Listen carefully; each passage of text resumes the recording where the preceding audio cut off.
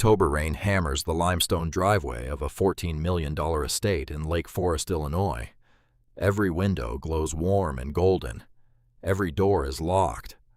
On the porch, a figure stands alone, 19 years old, soaked through, holding a trash bag in one hand and a rusted green tackle box in the other. Behind the glass, a woman in cashmere watches. Beside her, a young man smiles. The deadbolt clicks.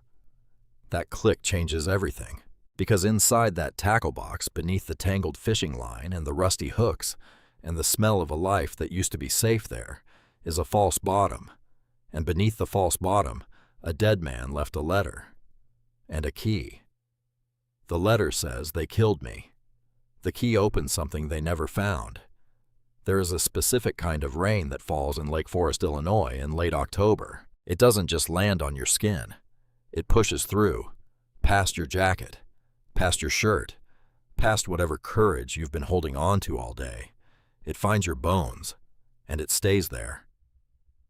I was 19 years old, standing on the limestone porch of a $14 million house, the house I grew up in, the house where I learned to walk, where I blew out birthday candles every March, where my father tucked me in every single night until I was 11, and told him I was too old for that. I wasn't too old for that. I know that now. My name is Ethan Calloway, and on that October evening, I was holding a black, heavy-duty trash bag filled with damp clothes, a few pairs of jeans, some t-shirts that smelled like rain and fabric softener, and one green metal fishing tackle box that I'd grabbed from my father's study 3 minutes before the security guards put their hands on my shoulders and walked me down the staircase, like I was a stranger, like I was nobody, because to them, I was.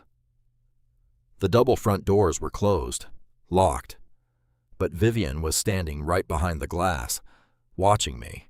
She was wrapped in a cashmere shawl the color of champagne, her blonde hair pulled back tight, her jaw set like she'd rehearsed this moment in front of a mirror, maybe in the bathroom of the master suite, the bathroom with the heated floors my father installed, because he said cold tiles were no way to start a morning.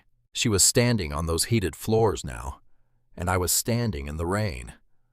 Beside her stood Tristan, her biological son, 22, fresh Ivy League diploma, a degree my father paid for, every single credit hour, every overpriced textbook, every spring break trip to Aspen.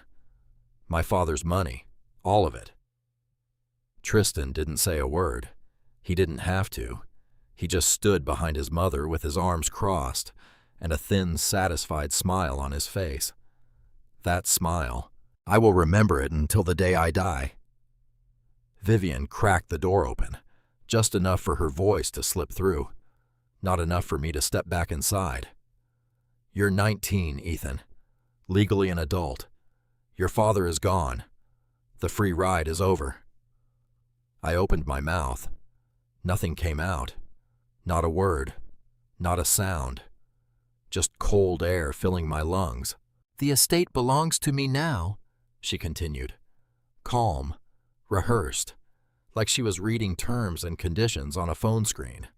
If you set foot on this property again, I will have you arrested for trespassing. Then she closed the door, and the deadbolt clicked. That sound, that tiny metallic click. I still hear it sometimes, late at night, in that space between awake and asleep, where your brain replays the worst moments of your life on a loop. It was the sound of my entire world being locked away from me. Everything I knew, everything I loved, every photograph on the wall, every piece of furniture my father picked out, every corner of every room that still smelled like his cologne and old books and coffee. Gone. One click. That's all it took. I turned around, walked down the long sweeping driveway, the rain plastering my hair flat against my forehead, the trash bag dragging beside me on the wet limestone, my sneakers making soft squelching sounds with every step. And I didn't look back. Not because I was brave. I need you to understand that. I didn't look back because I knew. If I turned around, if I saw those windows lit up warm and golden behind me, If I saw the silhouette of Tristan and Vivian watching me disappear into the dark, I would collapse. Right there on the wet pavement. I would sit down, and I would not get back up, and I could not afford to collapse. Not yet. So I kept walking. Let me tell you about my father. Marcus Calloway built a logistics software company from nothing. And I don't mean nothing the way some people mean nothing, where nothing actually means a small loan from a family friend, a safety net, a cousin who knew somebody at a venture capital firm. I mean nothing. He grew up in a 2-bedroom house in rural Wisconsin, peeling paint, a roof that leaked when it snowed. His mother Cordelia, everyone called her Cora, raised him alone after his father walked out when Marcus was 4 years old. Just left one Tuesday morning and never came back. No note, no phone call, no explanation. Just a gap at the kitchen table where a person used to sit. Cora worked 2 jobs. Mornings at the town bakery where she started at 4 a.m. rolling dough before the sun came up. Evenings cleaning houses for families on the nice side of town. Families who had more rooms than people. She'd come home smelling like bleach and cinnamon and exhaustion, and she'd still sit at the kitchen table with Marcus and help him with his math homework. My father worshipped her. At least, he used to. He told me stories when I was little about how Grandma Cora could stretch a single chicken into 3 meals. Monday was roast chicken. Tuesday was chicken soup. Wednesday was chicken salad on toast. He said she never complained, not once. Not about the money, not about the work, not about the husband who left without a word. She just kept going. He told me she sang while she kneaded dough, old songs, the kind that don't have a title. They just exist somewhere in the air of small-town kitchens. And he said her hands were always warm, even in January, even when the heater was broken and ice formed on the inside of the windows. Her hands were always warm. She had this way of looking at you when you were upset, he said. She wouldn't talk, wouldn't give advice. She would just look at you, steady, patient, with those deep brown eyes that had seen enough hard days to fill a library. And somehow that was enough. Somehow just being seen by Cora Calloway made the world feel like a smaller, warmer, more manageable place. I met her once, I think. I was maybe 5 or 6 years old. The memory lives in a strange place, more feeling than image, more sensation than scene. A warm kitchen, late afternoon sunlight through a window, the smell of something sweet baking, cinnamon maybe, or brown sugar. A hand, wrinkled, soft, flour dusted in the creases of the knuckles. That hand holding mine as we walked down a dirt path toward a lake.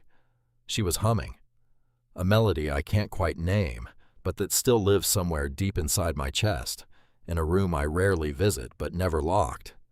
Then she was gone. Marcus cut contact with his mother when I was about 6 years old. I don't know the exact date. I don't know the exact conversation. One day there were phone calls. The next day there weren't. One day there was a birthday card in the mail with $5 inside and handwriting that looped like ribbon. The next year, nothing. I asked him about it once. I was 12. We were fishing on Lake Michigan, just the 2 of us in a rented aluminum boat, the water flat and silver like a coin. No wind, no sound except the soft plop of the lure hitting the surface and the occasional cry of a seagull overhead. "Dad, how come we never see Grandma?" He didn't answer right away. He reeled his line in, slowly, deliberately, like the question was a fish he hadn't expected and didn't want to bring into the boat. "Some things between grown-ups get complicated, buddy. But she's your mom. I know. Don't you miss her?" He looked at me then, straight on, and I saw something in his face I didn't understand at the time. Something heavy, something old. It wasn't anger. It wasn't sadness exactly. It was more like a door that had been closed for so long the hinges had rusted shut. He wanted to open it, you could tell, but he'd forgotten how. "Every day," he said. Then he cast his line back into the water, and the conversation was over. That was my father. Brilliant, generous, warm, The kind of man who remembered the names of waitresses and tipped 50% and held doors for strangers, but carrying something heavy he refused to put down, and too stubborn to ask anyone to help him carry it. His company grew fast. Logistics software, algorithms that tracked shipments across oceans, systems that predicted delays before they happened. By the time I was a teenager, Marcus Calloway was worth more than $1 billion. The house in Lake Forest, the cars, the charity galas, the board meetings with men in gray suits who called my father sir and meant it. But here's the thing I need you to understand about my dad.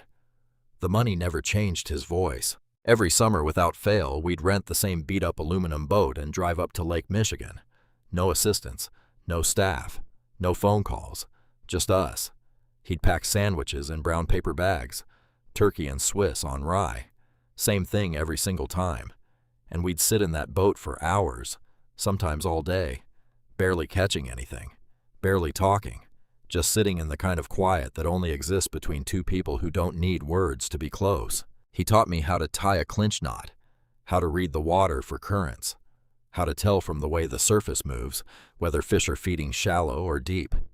But mostly he taught me patience, the real kind, where you stop needing something to happen, where you just let the moment be what it is. Expensive things, he told me once, his hands working the fishing line, his eyes on the horizon.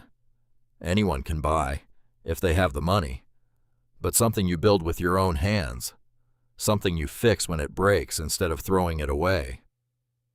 He held up a repaired reel, the one with the cracked handle he'd glued back together with marine epoxy.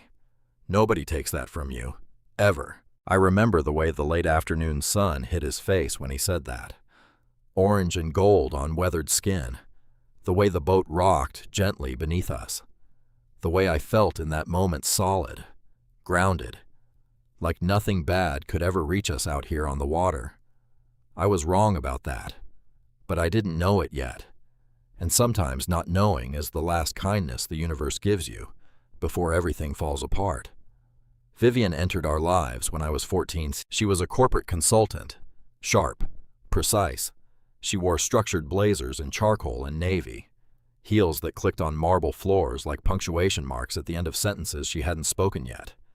She had this way of entering a room, not walking and arriving. Like every doorway was a stage entrance, and she'd already memorized the script. But she was also beautiful. I'll give her that. She had cheekbones that could cut glass and green eyes that changed shade depending on her mood. Pale jade when she was thinking, dark emerald when she was angry. And when she looked at my father, when she really looked at him, the way she did in those early months, they went soft, almost translucent, like sea glass held up to the sun. I want to be fair here, because the easy thing to do, the satisfying, clean, simple thing, would be to tell you she was a monster from the beginning, that I saw through her on day one, that I pulled my father aside and said, "Dad, something is wrong with this woman," and he ignored me. But that's not what happened. The truth is messier than that, because the truth usually is. Vivian had her own story, and it was not a gentle one. Her first husband, Tristan's father, left her when Tristan was 5 years old. Didn't die, didn't go to prison, just left, took what he could carry, drained the joint account, disappeared. She woke up one morning to an empty closet and a maxed-out credit card and a little blonde boy standing in the hallway asking where Daddy went. She raised Tristan alone, worked 70-hour weeks, clawed her way up from temp agencies to consulting firms, ate lunch at her desk, missed school plays, did what she had to do. I know this because she told me herself, early on, before things turned, before the masks went on. We were in the kitchen one evening. Me, Vivian, my father. She was drinking white wine, the good stuff from the cellar, relaxed, laughing. And she told me about those years, the fear, the exhaustion, the way poverty rewires your brain, how even after you escape it, you never stop counting the money in your checking account, never stop calculating escape routes, never stop looking at every relationship and asking yourself, What happens to me if this person leaves? I swore I would never be powerless again, she said, her fingers tight around the stem of the wine glass. Never. And I believed her. I felt sorry for her, truly, because I was 14 and I thought understanding someone's pain meant they would never use it as a weapon. But here's what I've learned since then. Sometimes the scar tissue from an old wound becomes harder than bone, and sometimes the thing that helped you survive the counting, the calculating, the never trusting, is the same thing that turns you into someone you were never supposed to become. Vivian married my father 2 years after they started dating. She moved into the Lake Forest house. Tristan moved in. And slowly, gradually, so gently you could miss it if you weren't watching, things began to shift. The fishing trips became less frequent. Marcus, you have a board meeting Monday. Do you really need to spend all weekend in a boat? The tackle box migrated from his desk to a shelf, then from the shelf to a closet, then to the back of the closet behind winter coats. His study started filling up with Vivian's legal binders and file folders and spreadsheets. His old photographs, the ones of him and Cora in front of a little white house, the ones from Lake Michigan, the ones of me as a baby, came off the hallway wall, replaced with professionally staged portraits of the new family.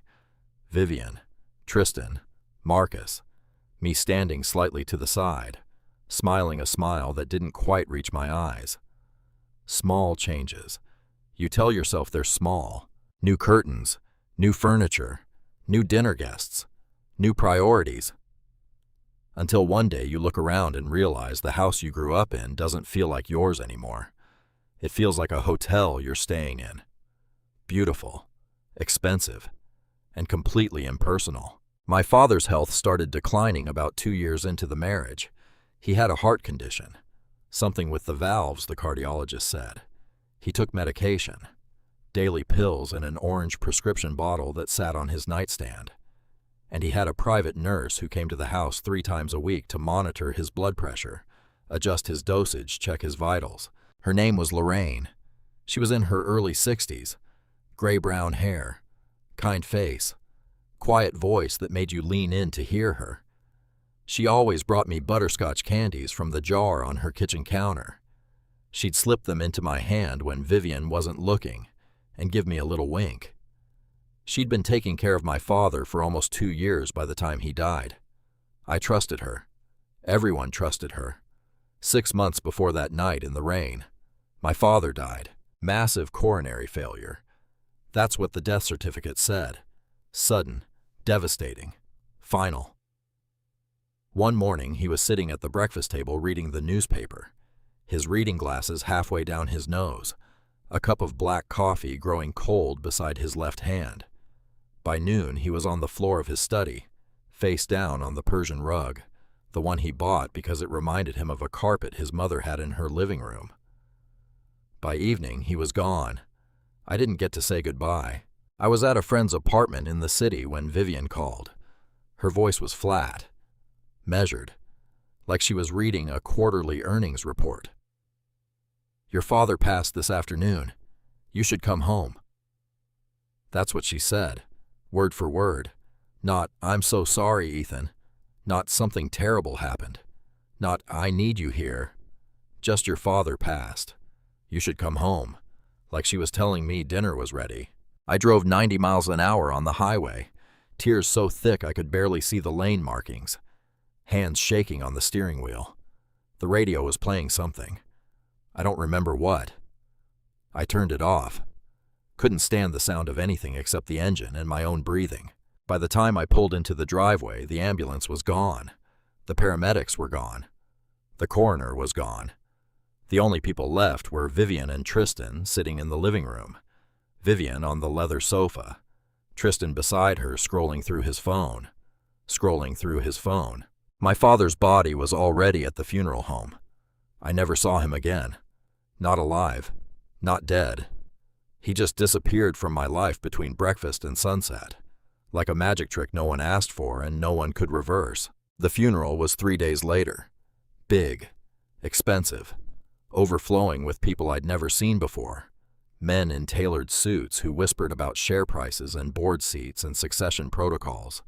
Women in black designer dresses who dabbed dry eyes with silk handkerchiefs and asked each other where Vivian got her shoes. Not one of them cried. Not one of them mentioned Lake Michigan, or the turkey sandwiches, or the beat-up aluminum boat, or the way my father could tie a clinch knot with his eyes closed and a smile on his face. They talked about the company, the portfolio, the estate, like he was a building, not a man. I stood at the back of the church, in a borrowed suit that didn't fit, watching strangers eulogize a version of my father I didn't recognize, and I realized something that made me feel more alone than I had ever felt in my entire life. Nobody in that room knew him. Not really. Not the way I did. The reading of the will happened 1 week after the funeral. Harlan Price, the family attorney, sat at the head of a mahogany conference table in his downtown office, 17th floor, floor-to-ceiling windows overlooking the lake. Harlan had been my father's lawyer for over a decade. He'd attended my little league games. He'd eaten turkey at our Thanksgiving table. When I was 13, he taught me how to shuffle a deck of cards, a bridge shuffle, the fancy kind. He said every man should know how to shuffle properly and how to shake hands and how to look someone in the eye when they're lying to you. But on that day, in that conference room, Harlan Price would not look me in the eye. He stared at his legal pad, his pen clicking against the leather portfolio, his voice flat, mechanical, like a GPS reading directions to a destination nobody wanted to reach. My father had revised his will 3 weeks before his death. 3 weeks. Let that sink in. The new document left everything the company, the real estate portfolio, the liquid assets, the offshore accounts, the intellectual property entirely to Vivian.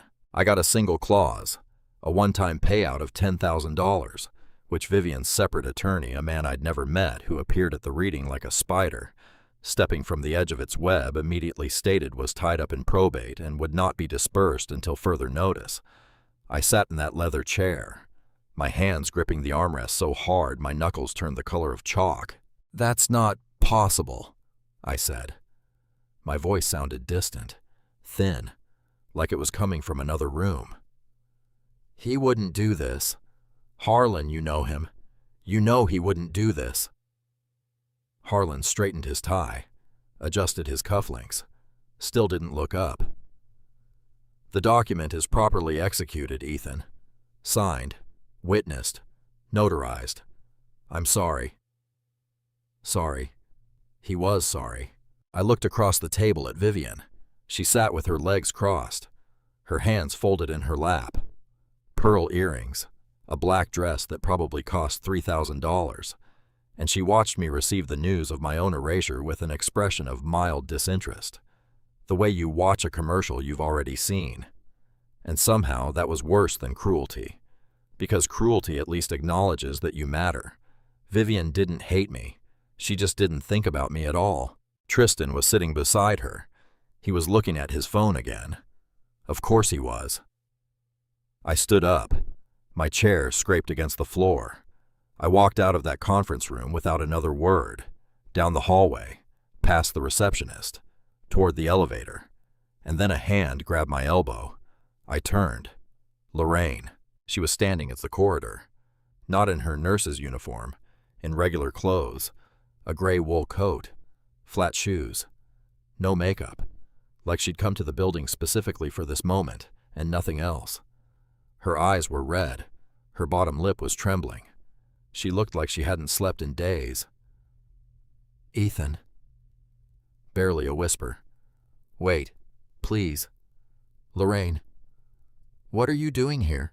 She squeezed my arm. Hard, both hands, like she was trying to push something into me through her fingertips. Something urgent, something that couldn't wait. "Your father." She glanced over my shoulder, checking for someone.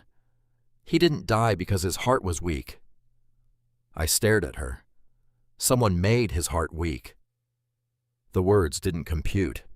They just hung in the air between us, floating, like hearing a sentence in a language you almost understand, but not quite. "What are you talking about?" Her eyes filled. She shook her head, fast, like she was trying to shake something loose. "I can't. I have to go. They'll see me." Who will see you?" "Lorraine, what do you—" "I'm sorry."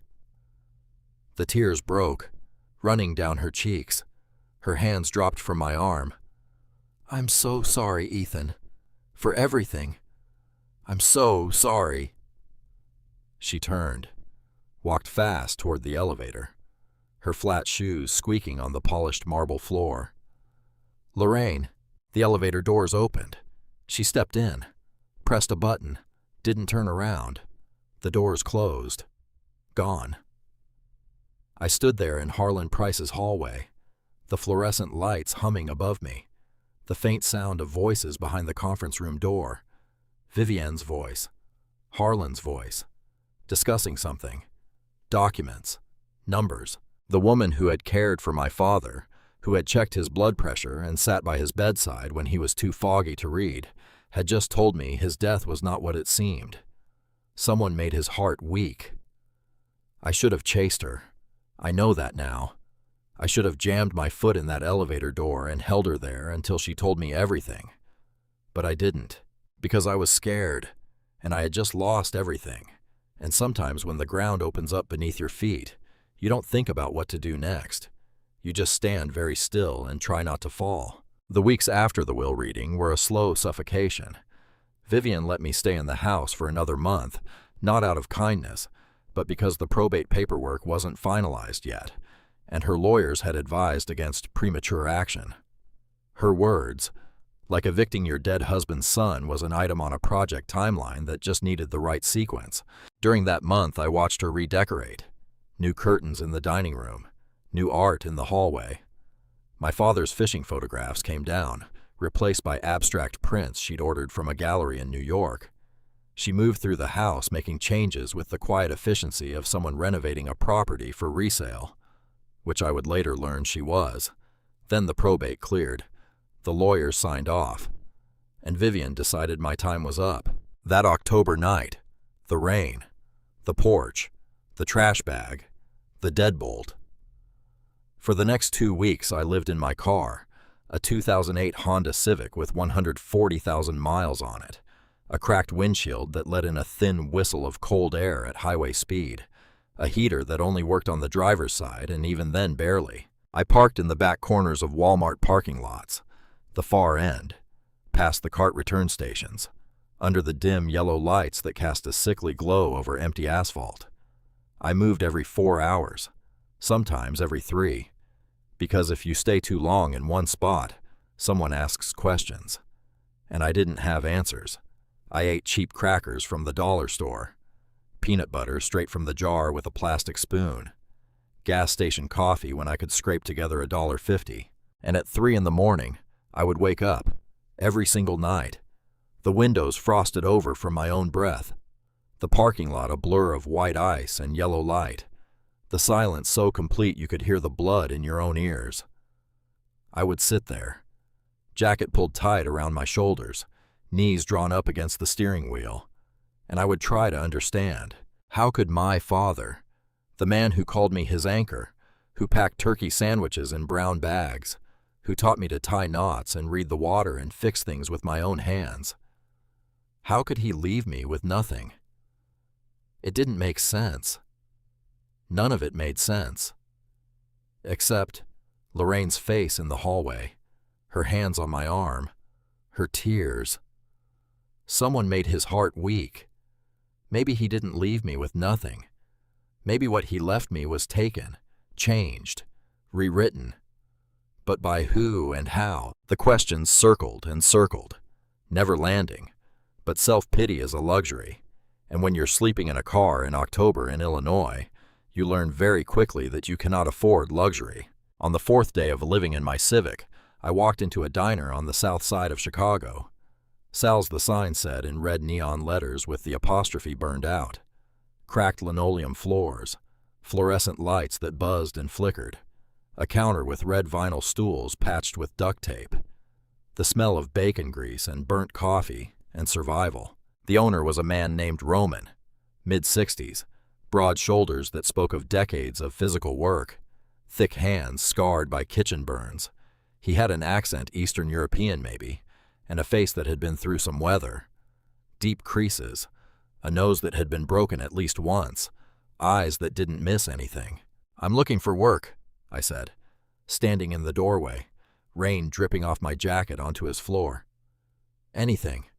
Dishes, mopping floors, cleaning grease traps, whatever you need.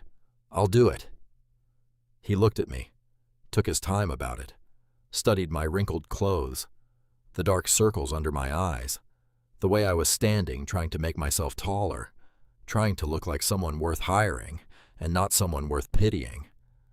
"You got experience?" "No." "References?" "No." "You on drugs?" "No, sir." He wiped his hands on the towel thrown over his shoulder, stared at me for another long beat. Then he jerked his thumb toward the kitchen. "Dishes, $7 an hour, under the table. You eat what the cooks don't finish. You show up on time or you don't show up at all. We clear." "Yes, thank you." "Don't thank me." He turned back to the grill. "Earn it." I washed dishes at Sal's for the next 10 days. My hands cracked and bled from the scalding water and industrial soap. My back turned into a permanent knot from standing on concrete for 8 hours straight. The grease never fully came off my skin. The smell of dish soap followed me into my car and into my sleep. But every night I ate. Real food. Hot food. Whatever the cooks left on the counter. Half a burger. Cold fries. A scoop of mashed potatoes in a foam cup. Food that tasted like the best meal I'd ever had, because I had earned it. And I filled my gas tank with what little I made. Slowly. $5 at a time. Roman didn't ask about my life. Not once. He just watched me work. Quietly. The way you watch a fire to see if it's going to catch or go out. On my 5th day, while I was scrubbing a burned pan, he set a cup of coffee on the counter beside me. Black. No sugar. Steam curling off the surface. "Nobody owes you a meal, kid," he said.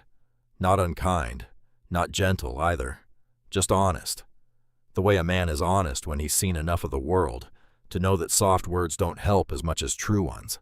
But you just earned one, and that's something nobody takes away from you. He walked back to the front counter, picked up a newspaper, didn't look at me again, and I stood there, hands raw, knuckles split, eyes burning, holding a cup of cheap diner coffee like it was a diploma, like it was proof of something I desperately needed proved, that I still existed, that I still mattered, that losing everything didn't mean I was nothing.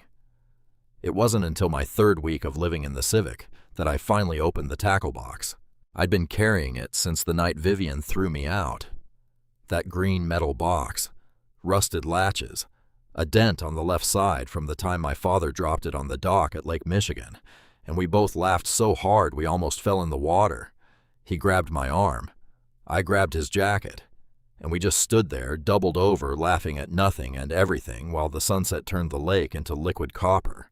That dent was still there, a small, imperfect record of a perfect moment. I hadn't opened the box. Not once. Because opening it meant smelling him. Lake water. Old metal. That coconut sunscreen in the blue bottle he always bought at the gas station on the way up. And I knew that smell would break me. And I couldn't afford to break. Not yet. But that night, parked under a flickering amber streetlight on a side street I couldn't name, engine idling to squeeze a few minutes of heat through the vents, I ran out of reasons to wait. I set the box on my lap, unlatched the rusty clasps, winced at the familiar squeak, and opened it. Tangled fishing line, dried out rubber worms, a few rusty hooks, a red and white bobber with most of the paint peeled away. I ran my fingers over the plastic dividers, slowly, the way you touch something that belongs to someone who isn't coming back. The smell came first, stale lake water, old metal, the faintest trace of coconut, and underneath it all, something else. Something I can't name but would recognize in the dark. Just him. Just my dad. Tears pricked my eyes. I let them come. No one was watching.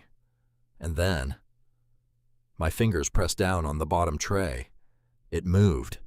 I froze, pressed again. The plastic shifted, a soft click, like a tiny latch releasing. My heart went from resting to pounding in 1 second flat.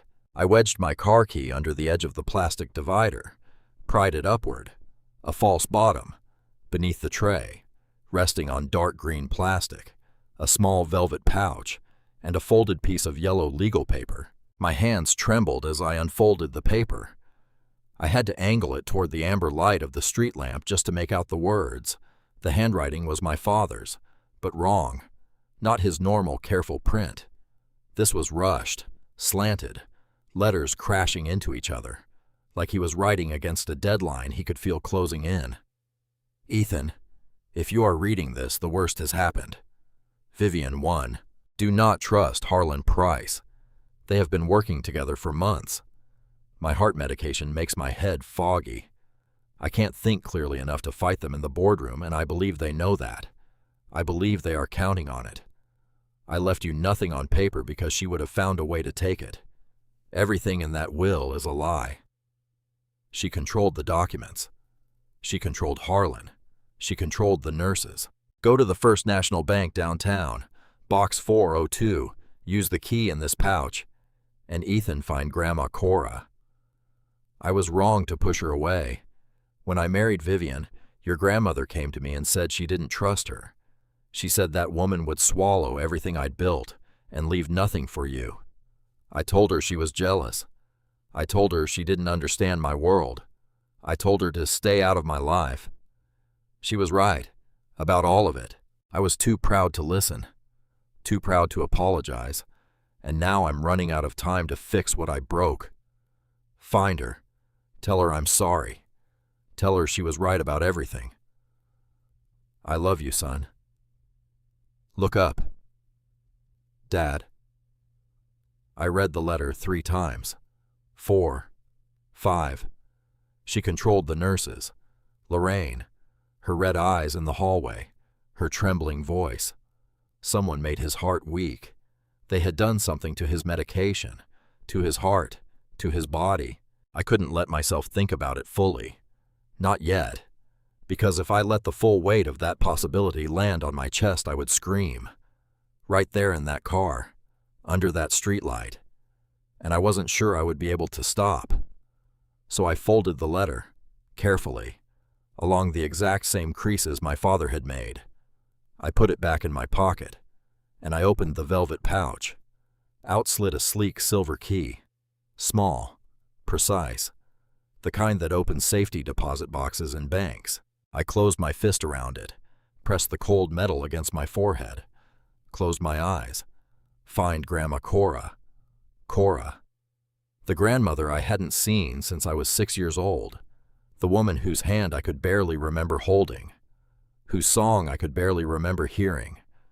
The woman my father loved and lost and regretted losing and was too proud, too impossibly, destructively proud to call. And now he was dead. And she didn't know. And he was asking me from beyond whatever place dead fathers go to fix the thing he broke. The next morning, I used the last of my diner money to put gas in the tank and drove downtown. First National Bank, grand marble lobby, brass fixtures, the kind of heavy silence that only exists in places where serious money lives behind locked doors. I walked in looking like exactly what I was, a kid who'd been sleeping in his car for 3 weeks. Wrinkled shirt, stubble, red eyes. The security guard by the door didn't stop me, but he watched me the entire time, his hand resting near his hip. The bank manager, a woman in her 50s, with silver-framed reading glasses, met me at the counter. I need to access safety deposit box 402. Identification. I slid my driver's license across the marble counter. Then I placed the silver key beside it. She picked up the license, read the name, looked at me, looked at the key. Calloway. She knew the name. Everyone in Chicago finance knew the name. 10 minutes later, I was alone in a private viewing room. White walls, mahogany table, a long metal box in front of me. I opened the lid. No cash, no gold bars, no stacks of hundreds.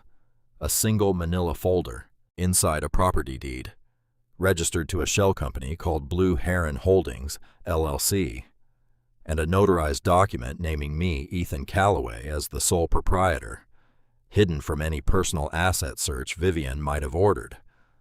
The property was in Black River Falls, Wisconsin, deep in the central part of the state, heavily forested, rural.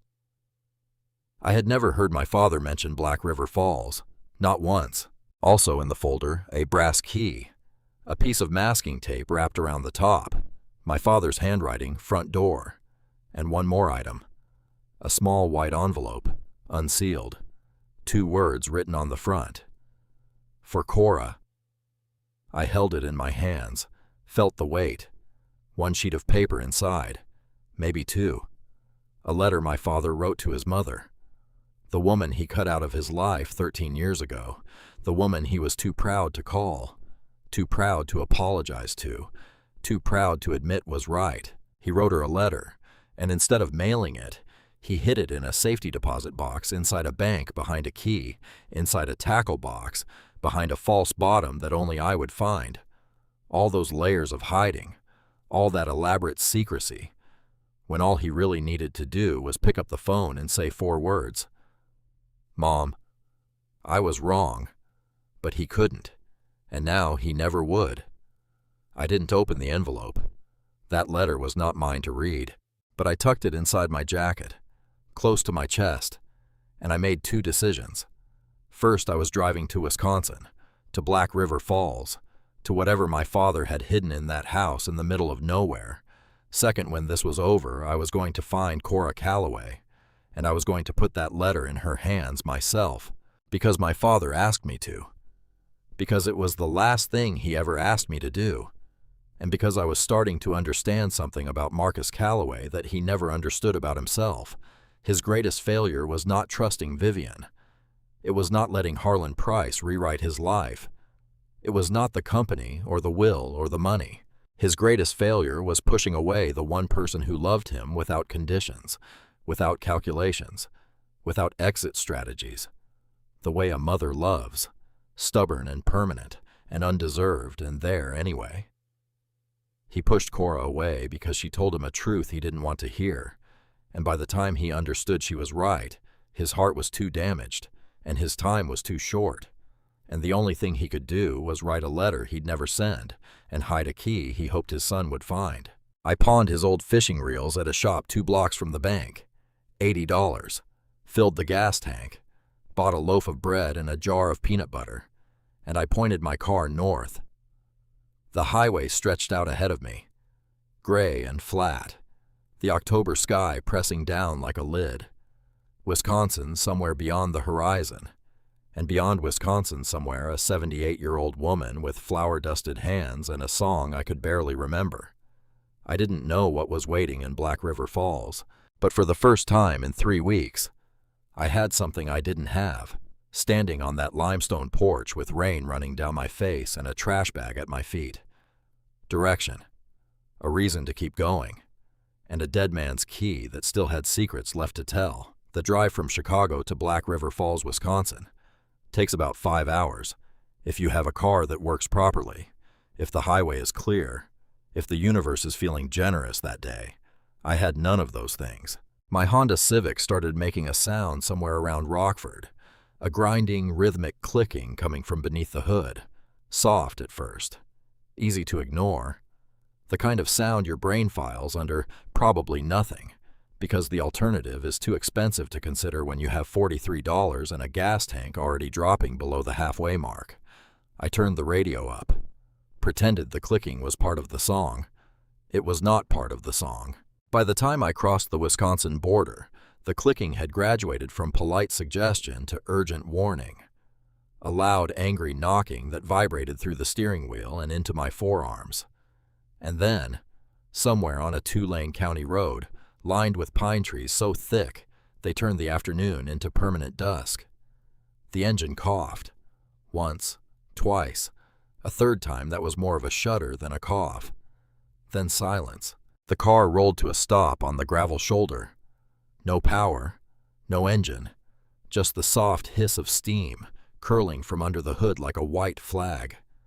I sat there, both hands on the wheel, staring at the temperature gauge buried so deep in the red it might as well have been on fire. No, I said it out loud, to the dashboard, to the empty road, to the dense Wisconsin pines standing on both sides like an audience watching someone fail. No, no, no, not now. Come on, not here. I hit the steering wheel with the palm of my hand. Once, twice. Then I just sat there, breathing, trying to think past the panic. Because here's what panic does. It shrinks your world down to a single point. One thought on a loop. I'm stuck. I'm stuck. I'm stuck. And in that small airless space, nothing useful can grow. No ideas. No solutions. No next steps. Just fear feeding on itself. I had to stop the loop. I had to breathe. I popped the hood, stepped out into cold that didn't negotiate. It just arrived, fully formed, complete. The kind of cold that makes your sinuses ache and your fingers go stiff before you can even close the car door behind you. The air smelled like wet pine needles and wood smoke and damp earth. Steam billowed from the engine in thick clouds. I waved it away, coughing, and looked down at the mess of rubber and metal that was supposed to carry me to the one place in the world that might have answers. Radiator hose, split wide open, a 6-inch tear running along the seam where the rubber met the clamp, coolant dripping steadily onto the engine block, each drop hissing when it hit the hot metal. I stood there, steam in my face, cold wind on the back of my neck, pine trees towering above me on every side, not a single building in view, not a single car on the road, just me and a broken machine, and the full weight of how alone I really was. This was it. This was where the story ended. Not with a dramatic confrontation, not with justice. In a ditch on a county road with a blown radiator hose and no phone signal and no one who knew my name. That's what I thought, for about 30 seconds. And then something my father taught me floated up through the panic. Not words exactly. A principle. Fix it with what you've got. Don't wait for help that isn't coming. I went to the trunk, rummaged through old jackets and crumpled bags and found a roll of silver duct tape. The same roll I kept for holding the cracked taillight together. Half used, but enough. I pulled out my pocket knife, cut a strip, then another, then a third.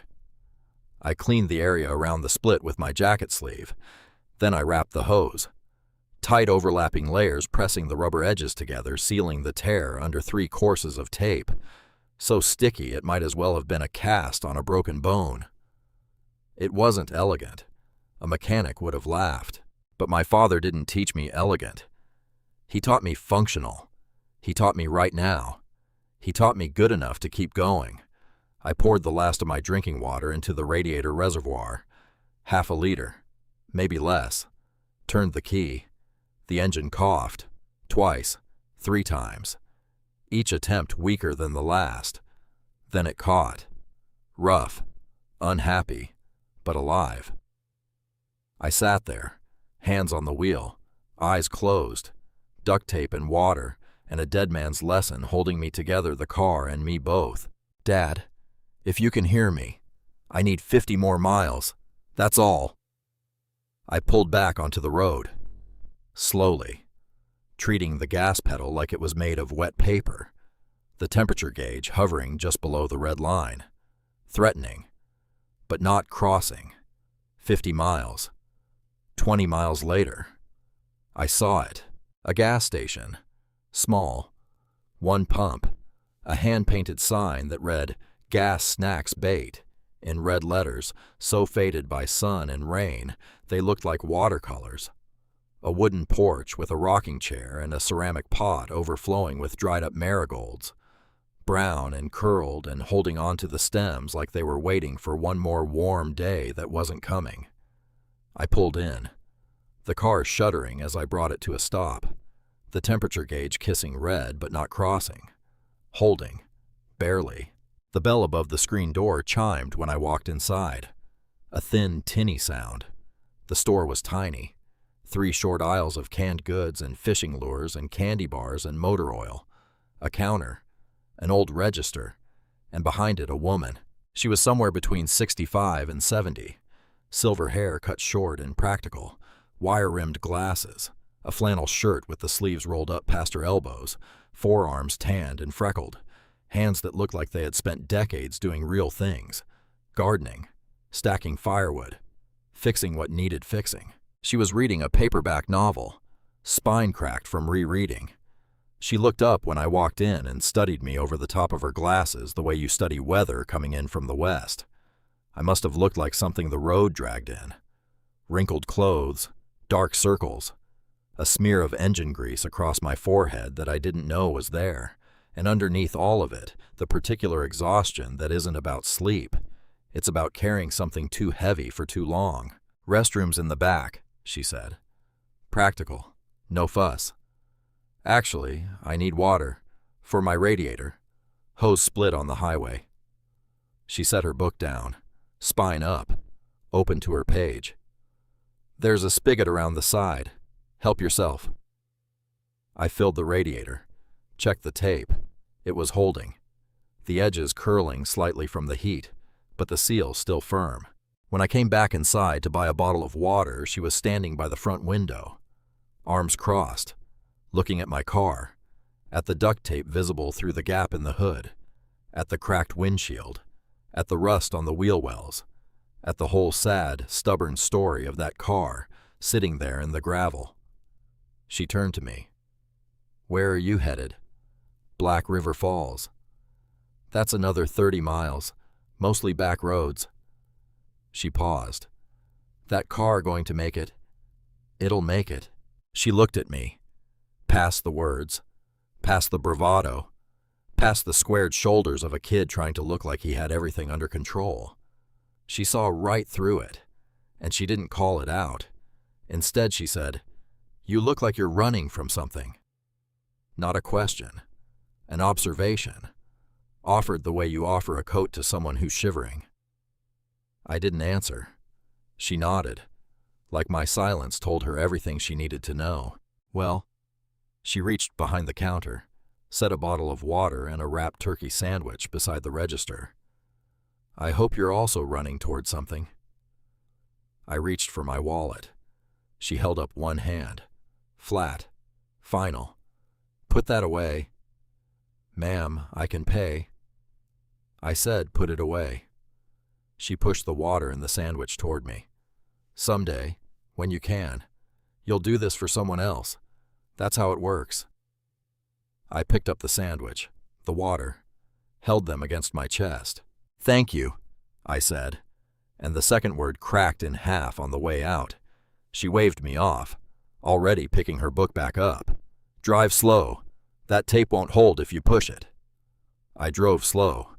The GPS coordinates from the property deed took me off the county highway, down a narrower road, pavement to gravel, gravel to dirt, dirt to something that barely qualified as a road at all. An unmarked logging track through trees so close together the Civic barely fit between them. Branches scraped against my windows. Long, bony things dragging across the glass. The car bounced and groaned over ruts and roots. 3 miles of that. 3 miles that felt like 30. And then the trees opened. A clearing. Overgrown. Knee-high weeds and wildflowers gone to seed. Brown and gold and silver in the pale, late afternoon light. And in the center, an A-frame farmhouse. 2 stories. White paint peeling off the siding in long curled strips. One front window boarded up with plywood, the porch roof sagging in the middle, a stone chimney leaning slightly to the left. The whole building looked tired. Not ruined. Tired. Like something that had been waiting too long for someone to come back. I killed the engine. The silence rushed in. Forest silence. Full of things you can't see. The creak of trees shifting their weight. The distant tap of a woodpecker. Wind through pine needles. I stepped out. My boots sank into damp leaves with a soft, wet crunch. The smell hit me all at once. Decay and wet earth and pine resin, and something older than all of those. The smell of a place that had been left alone for so long, it had started to become part of the forest again.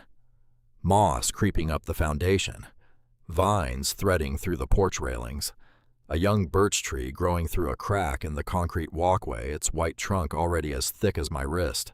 Nature doesn't wait for you.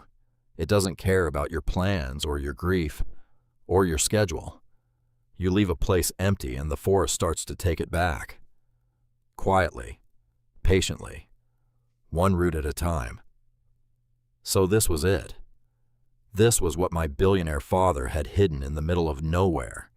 Not a bunker, not a gleaming fortress with steel walls and security cameras. A rotting A-frame farmhouse in a clearing in central Wisconsin. I almost laughed, standing there in the weeds with $43 in my pocket, and a duct-taped car behind me, and a brass key in my hand. But then I remembered the photograph, the one I hadn't found yet, and the laughter died. The porch steps groaned under my weight, each plank a negotiation between my boots and old wood.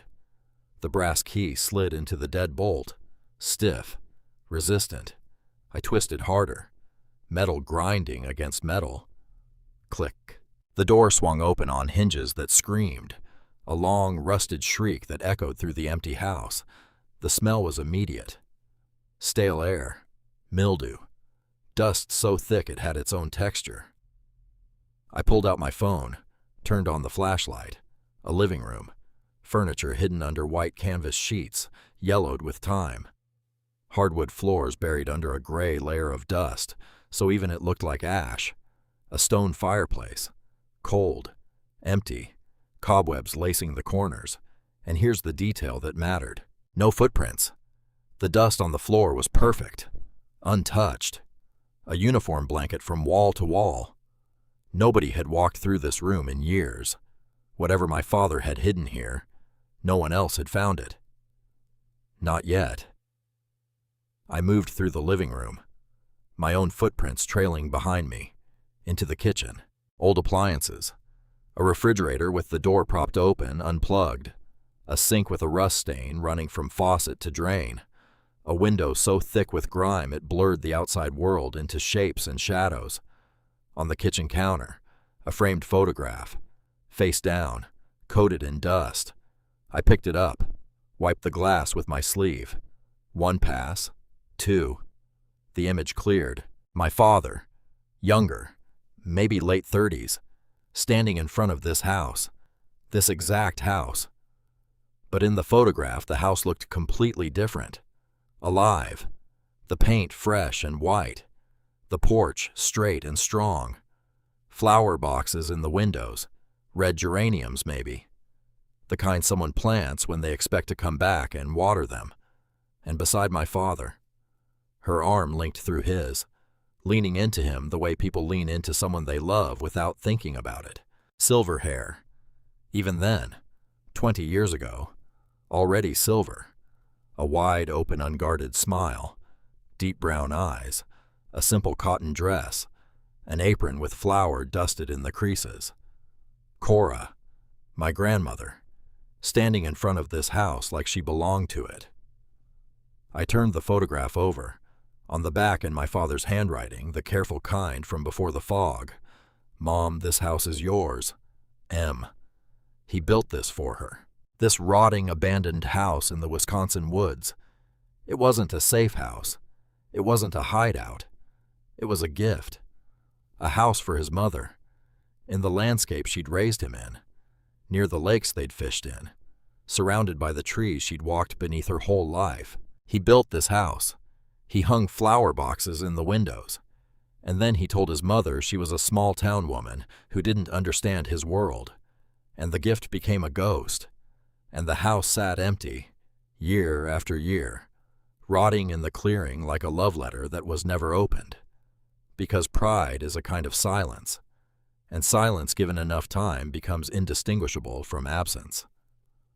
I set the photograph down, carefully, the way you set down something that is both priceless and unbearable.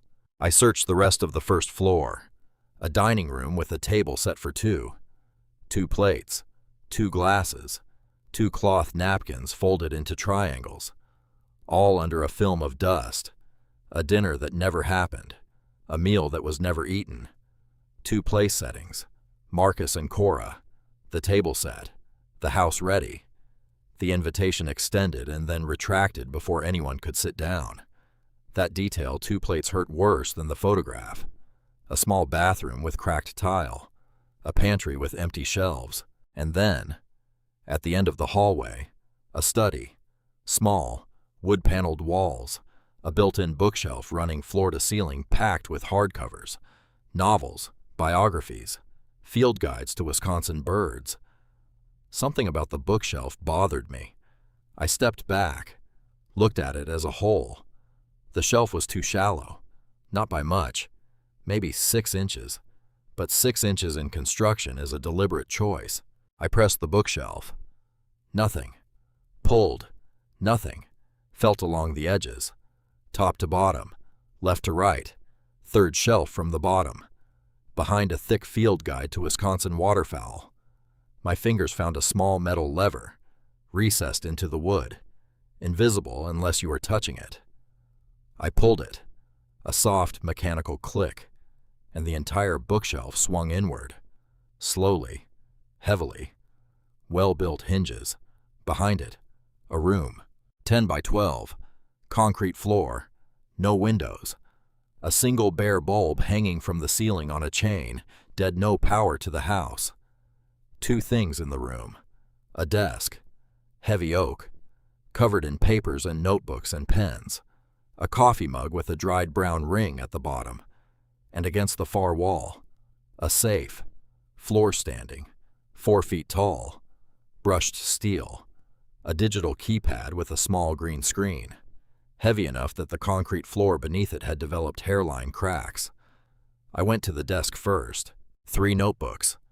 Black leather covers. My father's handwriting filling page after page. I opened the earliest one. Found the first entry. Dated 8 months before his death. And I sat down in his chair. At his desk. In his hidden room. And I read. The early entries were clinical. A man observing himself with detached precision. Foggy again today. Took the medication at 7 a.m. By 10 I could not recall the name of our flagship product. The platform I designed. I stared at the logo on my own laptop for 4 minutes before the word came back. Better today.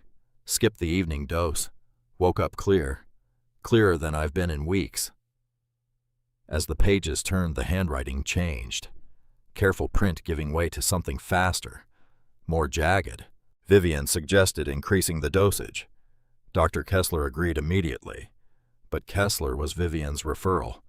She recommended him. She recommended the pharmacy. She recommended the nurse. She recommended everything. Skipped all medication for 2 full days. Told Lorraine I took the pills.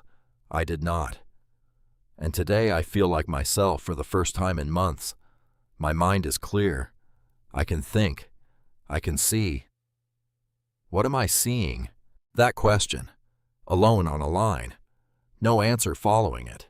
Just white space. The entries got darker. More urgent. My father was beginning to understand that the fog wasn't a side effect. It was a weapon. Aimed at him deliberately by people who ate at his table and called him by his first name. Hired a PI. Cash. No records.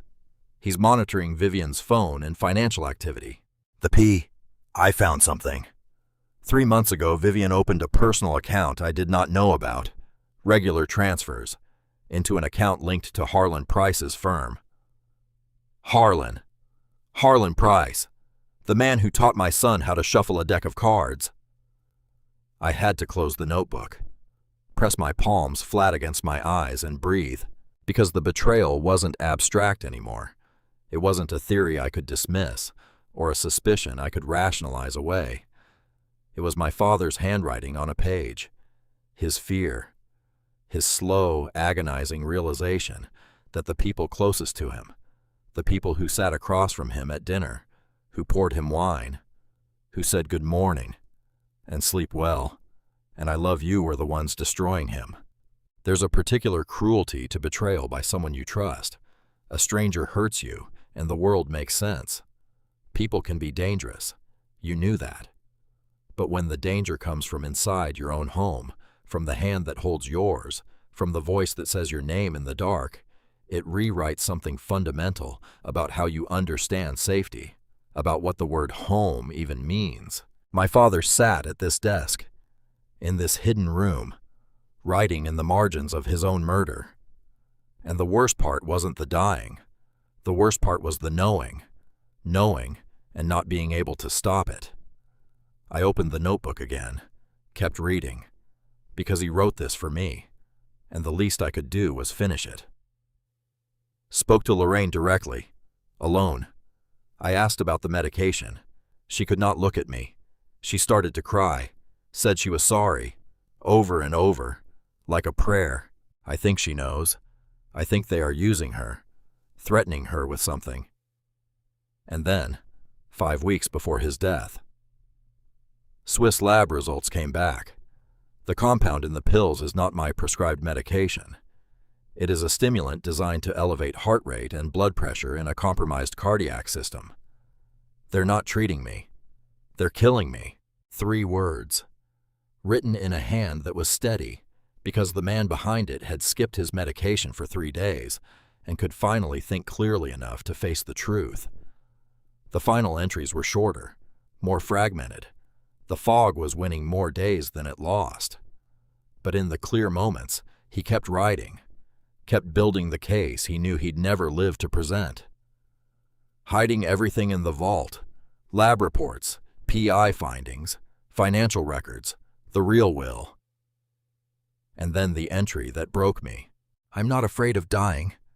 I've made my peace with that. But I cannot make peace with my son believing I abandoned him. Ethan, if you're reading this, you are everything. You are always everything. And there is something else I should have said years ago. I was wrong about your grandmother. Cora came to me before the wedding. She sat in my office and she said, Marcus, that woman is going to consume everything you've built. And when there's nothing left, she'll throw away the people you love, starting with Ethan. I told her she was being dramatic. I told her she was a small-town woman who didn't understand my world. I said things a son should never say to his mother, and she stood up, slowly, without rush, and she put her hand on my cheek, and she said, I'll be here when you're ready to hear me. And she left. 13 years ago. She was right, about everything, and I was too proud to call her, too proud to drive to Montana and say 4 words. Mom, I was wrong. I built a billion-dollar company from nothing, and I could not afford 4 syllables. Ethan, find her. Don't make my mistake. Don't let pride become the wall between you and the people who love you. It is the most expensive wall you will ever build, and it keeps out the only things worth having. I closed the journal, set it on the desk, sat in the dark, the safe. I stood in front of it, 6 blank spaces on the keypad. I tried my birthday. Incorrect. Red. My father's birthday. Incorrect. Red. The founding date of his company. Wrong. His office extension. Wrong. The Lake Forest zip code. Wrong. 3 more attempts before permanent lockout. The screen told me that in small green letters. I stepped back, pressed my hands against my face, tried to think the way he would have. He hid this safe for me. He wanted me to open it. So the code had to be something only I would connect to, something Vivian would never try, something Harlan would never guess. What did we share that nobody else was part of? And then, the photograph. Cora's birthday. I walked back to the kitchen, picked up the framed photo, turned it over, bottom right corner, almost invisible under the dust, written in pencil. Cora B., April 19th, 48. April 19th, 1948, my grandmother's birthday, on the back of a photograph in a house he built for her.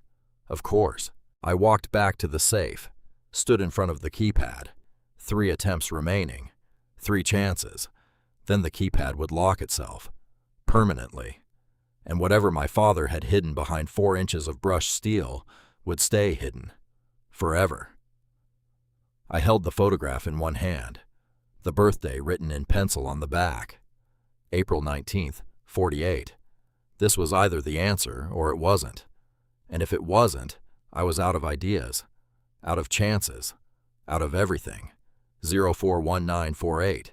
I entered the numbers one at a time, slowly, each keystroke deliberate, my index finger hovering above each button for a full second before pressing down, like diffusing something volatile, like one wrong move would end everything. The screen paused. 1 second. 2. The cursor blinking. The room completely silent except for the sound of my own breathing, which was too fast and too shallow, and I couldn't seem to slow it down. Then, a deep, heavy mechanical thud from inside the vault, the sound of thick steel bolts retracting, a sound that traveled through the floor and up through my boots and into my chest. Green.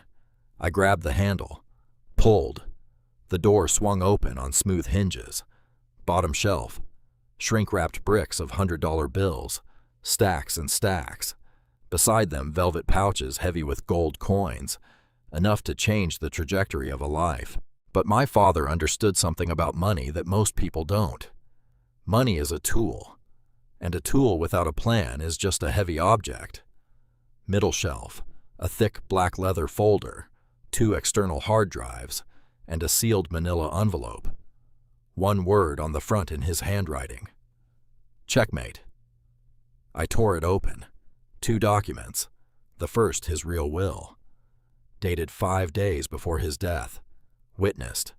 Notarized. Everything to me. Vivian and Tristan explicitly disinherited. The second, a toxicology report from a Swiss laboratory, accompanied by email exchanges, financial transfer records, phone logs. The proof. Complete. Undeniable. Devastating. 8 months. Every morning. A pill placed in his hand. And the pill was wrong. And the woman who gave it to him knew it. And the people who made her do it would have gotten away with it, if not for a tackle box with a false bottom, if not for a key in a velvet pouch, if not for a house in the woods that a father built for a mother he couldn't bring himself to call, if not for me. I was deep in the documents when I heard it. Tires on gravel. My head snapped up. I killed the flashlight. Stood frozen in the dark. An engine. Then silence. A car door opening. 1 door. Just one. 1 person. I pressed myself flat against the wall beside the bookshelf, my pulse hammering. Footsteps on the porch. The creak of old wood. Then not a kick. Not a battering ram. A knock. 3 sharp raps. The front door opened. I'd left it unlocked. The footsteps entered. Slow. Uncertain. Hello. Young. Male. Instantly recognizable. Tristan. Alone. Vivian sent him. She'd found the property and wanted it checked. But she sent Tristan not a lawyer, not a PI, which meant either she didn't take it seriously or she didn't want professionals seeing whatever was here. Footsteps in the living room, then a pause. Ethan. My footprints. In the dust. 2 choices. Hide and hope he'd leave, or face him and control what he saw. I chose the second, because hiding is what prey does, and I was done being prey. I pulled the bookshelf closed until it clicked, walked down the hallway, into the living room. Tristan was standing in the center of the room, expensive parka, boots that had never touched mud before today, his phone flashlight sweeping across the canvas-covered furniture. When he saw me, he flinched. Jesus. Hi, Tristan. He recovered. Quick. The surprise replaced by something more guarded, more like his mother. What are you doing here? Funny. I was going to ask you that. My mother sent me. She found a property deed connected to Marcus's records, some kind of shell company. I noted how he said Marcus, not Dad. And I said. Find anything? It's a dump. Nothing here. That's what I thought, too. He looked at me, trying to read something behind my eyes. Then why are you here, Ethan? Same reason. Curiosity. Found the deed in some old papers. Drove up. It's just an old house. Dust and raccoons and bad plumbing. Silence. The measuring kind. Two people standing in a dark room deciding how much to believe each other. Tristan's eyes moved past me, down the hallway. What's back there? Study. Some books. Old desk. Nothing useful. He stared at me for a long time, longer than was comfortable. The flashlight beams from our phones crossing in the dark like searchlights. And in that stare, I saw something I didn't expect. Not suspicion. Not his mother's calculating ice. Not the smug superiority I'd seen through the glass doors that night in October. Doubt. Something shifting behind his eyes. A crack in the wall. The kind of crack you only notice if you're looking for it. And I was looking. I think, and I've thought about this a lot since I think Tristan had been carrying his own questions for a long time. About the will, about the timing, about the way his mother handled things after Marcus died. But he had done what most people do with uncomfortable questions. He'd buried them, filed them away, told himself that the life he was living was the life he deserved and the life his mother had earned, and that was that. But standing in a dark, rotting house in the Wisconsin woods, with my footprints in the dust, and my face in the shadows standing there with nothing between us but cold air and the truth, we could both feel pressing against the walls. His filing system started to fail. "This place is creepy," he said finally, quietly, like it was the only true thing he could say without opening a door he wasn't ready to walk through. "Yeah." He turned toward the door, stopped, his back to me. "For what it's worth," he said, his voice lower now, stripped of something. "I didn't know about the will, how much you were left, the details. I didn't know any of that until it was done." I didn't respond. "Not that it matters," he added, and he walked out. I stood in the dark, listening. His engine started. Gravel crunched. The sound faded. He didn't find the room, didn't find the safe, but he would tell Vivian. And Vivian would think, and Vivian would act. I had hours, maybe less. I moved fast, back to the hidden room, shoved everything into my backpack.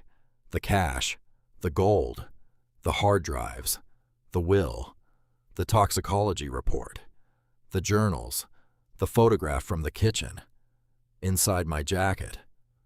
One last look at the empty safe, the bare desk, the room where my father documented his own murder. "Thank you, Dad," I whispered. Then I pulled the bookshelf shut, walked out the front door, got in my car, and drove. The logging road was a nightmare in the dark, branches clawing at the windshield, ruts threatening to swallow my tires. Every bump sent a jolt through the steering column and into my wrists. The headlights barely reached 20 feet into the black, and beyond that, nothing. Just darkness so complete it felt solid, like you could reach out the window and touch it. But the engine ran. The tape held, and I drove with my jaw clenched and my fingers tight on the wheel, and a backpack full of evidence pressed against my chest like armor. I reached the county highway, turned south, toward Chicago. 5 hours of straight road and dark sky, and the low hum of tires on pavement. I didn't turn the radio on. I didn't want noise. I wanted to think. I had the proof. The real will, the toxicology report, the hard drives, my father's journals, everything I needed to bring down the people who killed him. But I also had a choice to make about where to take it, not the local police. My father's journal had warned me about Harlan's connections, probate judges, local officials, the kind of influence that doesn't show up on paper, but moves through a town like an underground river, invisible until it floods. Federal. It had to be federal. Somewhere around Madison. doing 62 in the right lane with nothing but highway and darkness ahead, I reached into my jacket and pulled out the small white envelope. For Cora. My father's letter to his mother, written by a dying man to a woman he hadn't spoken to in 13 years, a woman he loved, a woman he wronged, a woman who told him the truth and was punished with silence. The seal was loose, just tucked, not glued. I could open it right now. I wanted to, but I didn't, because that letter was written by a son to his mother, and the only person who had the right to read those words was the woman whose name was on the front. I put the envelope back, close to my chest. FBI first. Tomorrow morning, 8 a.m., then Cora, after. The highway hummed beneath me. Wisconsin fell behind. Illinois pulled me forward. I was carrying a dead man's secrets strapped to my chest, driving toward a fight against people who had more money, more power, more connections, more everything. But they didn't have the journals, the lab reports, the real will, the hard drives. They didn't have the truth, and they didn't have a kid who had been thrown away like garbage and had found in a tackle box, and a hidden room and a vault opened with his grandmother's birthday. Every reason in the world to fight back. I thought about Roman at the diner. Nobody owes you a meal, kid, but you just earned one. I thought about the woman at the gas station. I hope you're also running toward something. I thought about Lorraine in the hallway, her trembling hands, her red eyes. I'm sorry. I'm so sorry. And I thought about my father, sitting at that desk in that hidden room, writing in the gaps between fog, building a case he knew he'd never present, hiding a letter he knew he'd never send, trusting that his son would find the key, would follow the trail, would be stubborn enough and brave enough and angry enough to see it through. I wasn't sure about the brave part, but the stubborn and angry, those I had plenty of. The duct tape held, the engine ran, and I kept driving. I arrived in Chicago at 2:14 in the morning. The skyline rose out of the flat darkness like a jaw full of lit teeth. The highway humming beneath my tires, the engine still running, the duct tape still holding, and strapped tight against my ribs a backpack full of a dead man's truth. I parked in a Walmart lot on the west side, the same lot I'd been sleeping in 3 weeks ago. Same dim yellow lights, same cracked asphalt, same feeling of being invisible. But this time was different. This time I had something. I didn't sleep, not a single minute. I sat in the driver's seat with the backpack on my lap and watched the clock on the dashboard crawl toward dawn. 3 o'clock, 3:47, 4:15, 5 o'clock. Each minute like a brick I was laying down, building something, a wall between the person I was yesterday and the person I was about to become. At 6:30, I drove to a gas station bathroom, washed my face, scrubbed the engine grease from under my fingernails with cheap pink soap, looked at myself in the mirror. The kid looking back was not the same kid who'd stood on that limestone porch in the rain a month ago. Same face, same eyes, but something behind them had changed, sharpened. The way a blade gets sharper not by adding metal, but by grinding away everything that isn't edge. At 7:45, I parked 2 blocks from the FBI's Chicago field office, Dearborn Street, a big stone building that looked like it had been designed to make you feel small, at 8 a.m. exactly. I walked through the front doors. The lobby was bright, too bright, fluorescent lights on polished floors, a security checkpoint, metal detectors, armed guards, a receptionist behind bulletproof glass who looked at me like I was a problem she was deciding whether or not to deal with. I need to speak with a federal agent, I said, regarding a corporate conspiracy and premeditated murder involving a billion-dollar company. She blinked. Twice. Her pen stopped moving. Have a seat. I sat, in a plastic chair, in a fluorescent lobby, with a backpack on my lap that contained enough evidence to dismantle one of the largest logistics companies in the Midwest and send people to prison for the rest of their lives. 20 minutes passed, then 30, then 45. At 8:52, a door opened. A man walked out, late 50s, gray hair cropped short, a navy suit that wasn't expensive but wasn't cheap, a face that had seen a lot and had developed the ability to look at all of it with the same flat expression. "I'm Special Agent Donovan," he said. No handshake, no smile. "You want to tell me about a murder?" "Yes." "How old are you?" 19. He looked at me. The same calculation I'd seen on a dozen faces over the past month. Everyone trying to figure out whether I was worth their time. "Come with me." He led me to a small conference room. Gray walls, metal table, 2 chairs, a camera in the corner. I sat down, unzipped the backpack, and I began to lay everything on the table. The real will, notarized, witnessed by independent attorneys. The toxicology report from the Swiss laboratory. The printed emails between Vivian and Harlan Price. The financial transfer records. The external hard drives. My father's journals, one item at a time, slowly, carefully, placing each document on the metal surface like a card in a hand I'd been dealt by a dead man. Donovan watched. His face didn't change. Not when I showed him the will. Not when I showed him the toxicology results. Not when I explained who Vivian was, who Harlan was, what they had done to my father's medication. But when I placed the hard drives on the table, the ones labeled in my father's handwriting, something shifted. Not in his face, in his eyes. A focus that hadn't been there before. Sharp. Locked in. "Where did you get all of this?" "My father hid it. In a safe. In a house in Wisconsin." "How long ago did he die?" 6 months. "And you've had this evidence for how long?" "Since yesterday." He looked at the hard drives, at the journals, at the Swiss toxicology report with its official letterhead and the words that changed everything inconsistent with prescribed medication. Then he looked at me. "Don't leave the building," he said. He was gone for 2 hours. When he came back, he wasn't alone. 2 more agents, a woman with a laptop, a man carrying a thick folder, and behind them, a U.S. attorney in a dark suit who shook my hand and said something I didn't fully process because my ears were ringing.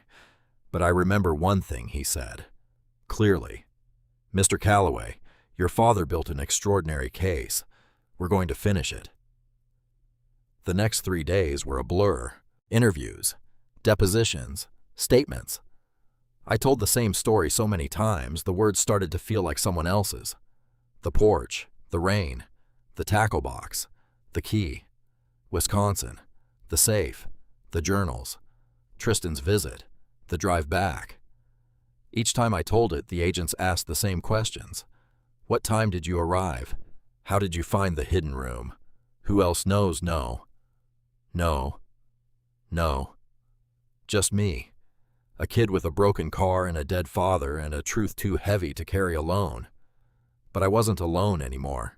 On the second day, Donovan sat across from me in the conference room, sleeves rolled up, coffee growing cold beside his elbow. "We found Lorraine," he said. I went still. "She's willing to cooperate. Full testimony." "Where was she?" "Staying with a relative outside the city. She was terrified." "Of what?" "Harlan Price. He'd been threatening her for months, even after your father's death. She tried to leave the arrangement once about 4 months before your father passed. She told Harlan she wanted out."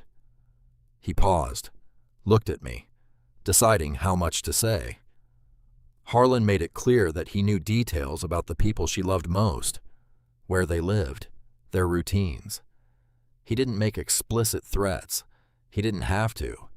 The implication was enough. I sat there, my jaw tight, my fingernails pressing crescents into my palms. Lorraine, the woman with the kind face and the quiet voice, the woman who placed a pill in my father's hand every morning and watched him swallow it and knew what it was doing to him, and did it anyway, because a man in a tailored suit had made her afraid for the people she loved.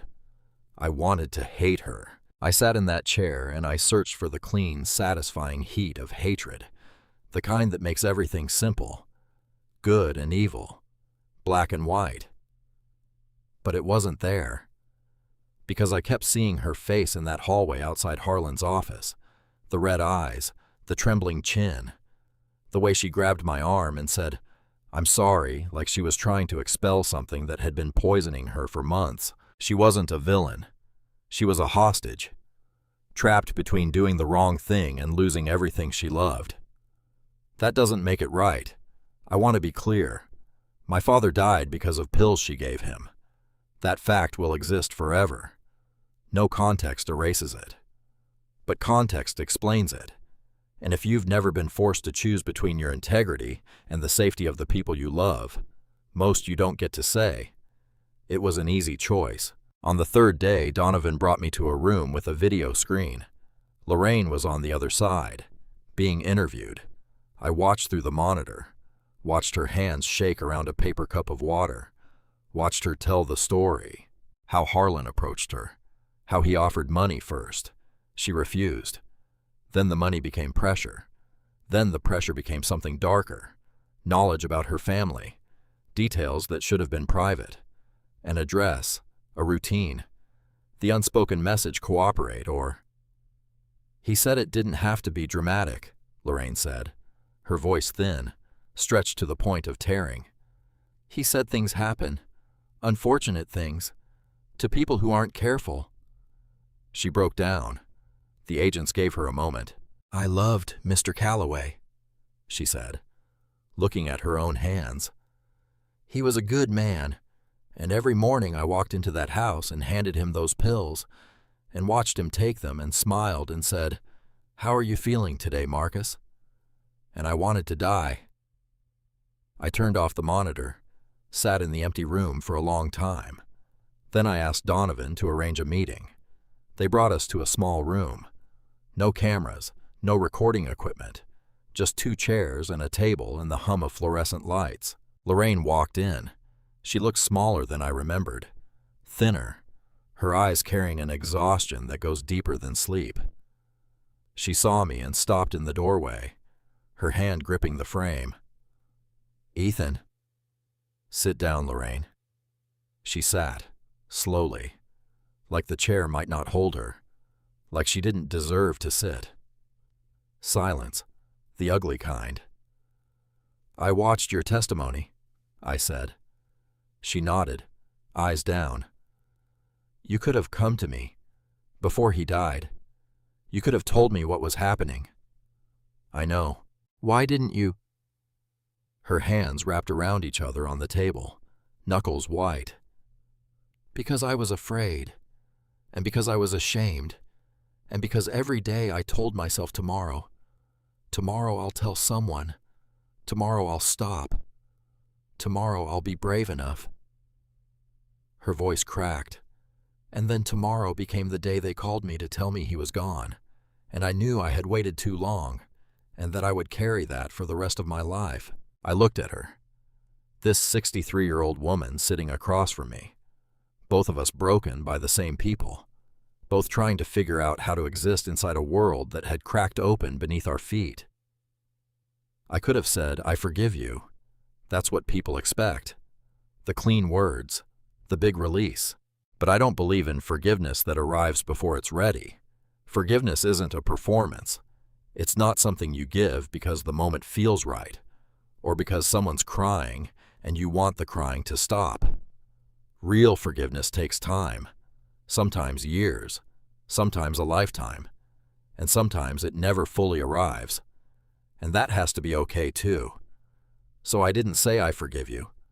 What I said was this: help them put Harlan and Vivian away. Testify. Tell the truth. All of it. Every detail. Every date. Every pill. She looked up. Red eyes. Wet cheeks. "That's what I need from you right now," I said. "That's the only thing."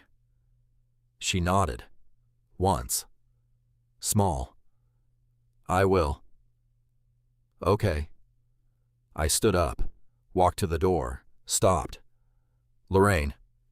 Yes. The people you were trying to protect. Are they safe? The FBI placed agents nearby. They're watching. Good. I walked out, and I kept walking.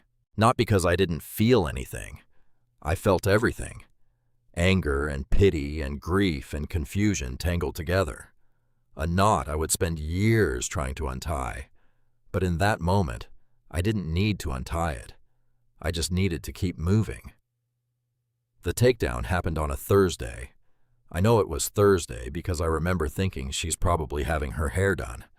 Vivian always had her hair done on Thursdays. 10 a.m., a salon on Michigan Avenue. But she didn't make it to the salon that Thursday. At 7:15 a.m., a convoy of black SUVs rolled through the wrought iron gates of the Lake Forest estate. No sirens, no warning, just the low rumble of engines and the crunch of tires on the circular limestone driveway. I was sitting in an unmarked sedan parked down the street. Donovan beside me, the engine running, rain on the windshield. Of course it was raining. This story began in the rain. It was only right that it pivoted there, too. I watched through the rain-streaked glass. The agents moved fast, up the front steps, past the limestone columns, past the double doors that had been locked in my face a month ago. This time they didn't knock. The doors were opened from inside by a housekeeper. The agents moved through the foyer. Fast, controlled, inevitable. And then the doors opened again. Vivian. White silk blouse, cream-colored pants, pearl earrings, makeup half-done mascara on one eye, not the other. She must have been getting ready when they came through the door. Two agents flanked her, her hands behind her back, metal cuffs catching the gray morning light. She was screaming. I couldn't hear the words through the closed car windows and the rain, but I could see her face twisted into something I had never seen on her before. Fear. Not the controlled kind, not the kind she wore when maneuvering in a boardroom. This was raw, the face of a person who has been absolutely certain she was untouchable, and has just learned she is not. They walked her down the front steps, past the flower beds she'd had the gardener replant 3 times because the colors weren't right, past the fountain with the bronze heron that my father had installed because blue herons were his favorite bird. Blue Herons, Blue Heron Holdings, LLC, the shell company that owned the Wisconsin house. Even in hiding, even in the fog of poisoned medication, my father had left pieces of himself everywhere, like breadcrumbs only someone who loved him would recognize. They put Vivian in the back of a black SUV. The door closed. Then, Tristan. He came through the front door slowly, an agent on each side, but they weren't gripping his arms. He was walking on his own. Pajamas, gray cotton, bare feet on the wet limestone. And he wasn't crying. He was just walking, quietly. His face blank, his eyes distant, like someone waking from a long dream and realizing the house he'd been living in was built on a lie. As they led him toward the second SUV, he turned his head, looked down the street, and through the rain and the smeared glass and the 30 yards between us, he found my car. He found me. Our eyes met. 2 seconds, maybe 3. He didn't glare, didn't mouth anything. He just looked at me with an expression I have replayed 1,000 times since. Recognition. Not of my face, of what had been true all along, and what he had refused to see. The agents guided him into the SUV. The door closed, and across town, another team walked into the Callaway Corporation headquarters, 17th floor, the same building where Harlan Price had read the fake will. Harlan was in a board meeting, presenting quarterly projections, standing at the head of a conference table in a $10,000 suit, pointing at a slide on a screen. They arrested him mid-sentence.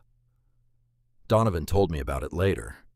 He said Harlan didn't scream, didn't fight. He just set down his laser pointer, straightened his tie, and said, "I'd like to call my attorney." The legal process took 6 months. The hard drives were decrypted by FBI forensic technicians.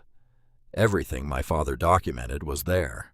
Financial transfers from Vivian's hidden accounts to Harlan's firm, email chains coordinating the medication switch, phone logs between Vivian and a pharmaceutical contact who had sourced the replacement compound, and Harlan's meticulous records of the offshore embezzlement scheme they planned to execute once probate cleared.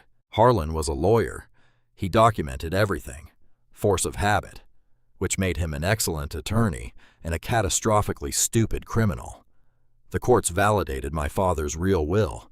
Vivian and Harlan were indicted on 16 counts: first-degree murder, conspiracy, federal wire fraud, money laundering, witness intimidation, and others that blurred together after count number 5.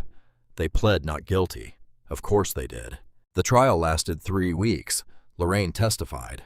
She sat in the witness box for 7 hours over 2 days. She cried for most of it. She answered every question.